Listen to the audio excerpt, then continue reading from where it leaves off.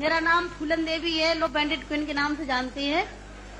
और हमें पता नहीं था कि इतना संघर्ष करने के बाद हम जिंदा रहेंगे और आज आप सबके बीच में भी पहुंचेंगे, इतना मान सम्मान भी हम पाएंगे, ये हमने कभी नहीं सोचा था। 4 साल हम जंगल में भटके। आपको पता होगा कि हमारे हिंदुस्तान में नहीं कहना चाहिए ऐसे मौके पर, मैं कहूंगी, बताऊंगी जो मेरे पे बीती है कि हमारे सामंतशाही लोग, पैसे वाले लोग और खासकर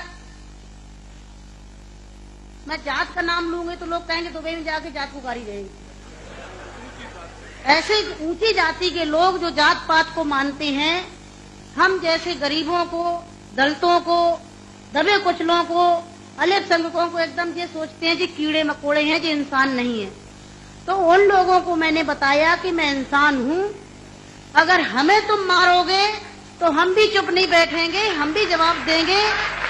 और इसलिए मैंने कई दफे सोचा कि मैं आत्महत्या कर लूं, मर जाऊं, पर मैंने सोचा कि मरती तो हजारों लड़कियां रोज हैं। बताओ, हमें डाकू के नाम से जानते हैं लोग, डाकू, फूलन देवी डाकू। बताओ, मेरे 4 हाथ पैर हैं। कहते चम्मिल घाटी की है, चम्मिल घाटी की, चम्मिल घाटी मेरी माँ बाप है। अरे मैं माँ बाप से पैदा हुई हूँ, मेरा कसूर यही है कि मैं झोपड़ी में पैदा हुई, गरीब परिवार में पैदा हुई, दबी कुचली समाज में पैदा हुई, तो हमें जीने का अधिकार है नहीं। मेरे भाई और बहनों, मैंने कोई बुरा काम नहीं किया। मैं तो वहां भी मंच पे बोलती हूँ, अब्बू भाई के साथ में तो कई सभाएं हुई हैं, बहुत बड़ी बड़ी सभाएं हुई हैं, कि मैंने कोई बुरा नहीं किया है। आपने सुना होगा, सुना था, आप तो वहीं के सब रहने वाले हैं, कुछ हमारे भाई हैं यहाँ के, है कि एक सीता के कारण इतने बड़े जो रावण का आज तक पुतला फूंकते हैं, उसका यही कसूर था कि खाली एक औरत को उठा ले गया तो आज तक पुतला फूंकते हैं। मैंने क्या बुरा किया? मेरे साथ भी ऐसे रावणों ने अत्याचार किया, मैंने उन रावणों को जवाब दिया। फूलन देवी वो डाकू है, डाकू है।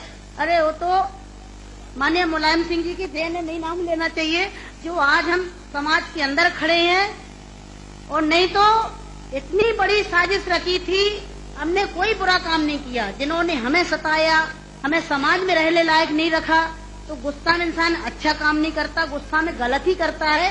और जो कुछ भी हुआ, अच्छा और बुरा सबक सिखाने के लिए कि हम जैसी बहन बेटियों के साथ अन्याय अत्याचार करोगे तो कोई भी महिला घर से बाहर निकल के और अपने अधिकारों की लड़ाई लड़ने के लिए मैदान में खड़ी हो जाएगी। तो मेरे भाई और बहनों, हमें तो डाकू घोषित कर दिया। जब मैं चुनाव लड़ने जाती हूँ तो सब एक ही भाषण रहते हैं, किसी के और कोई भाषण नहीं रहते हैं।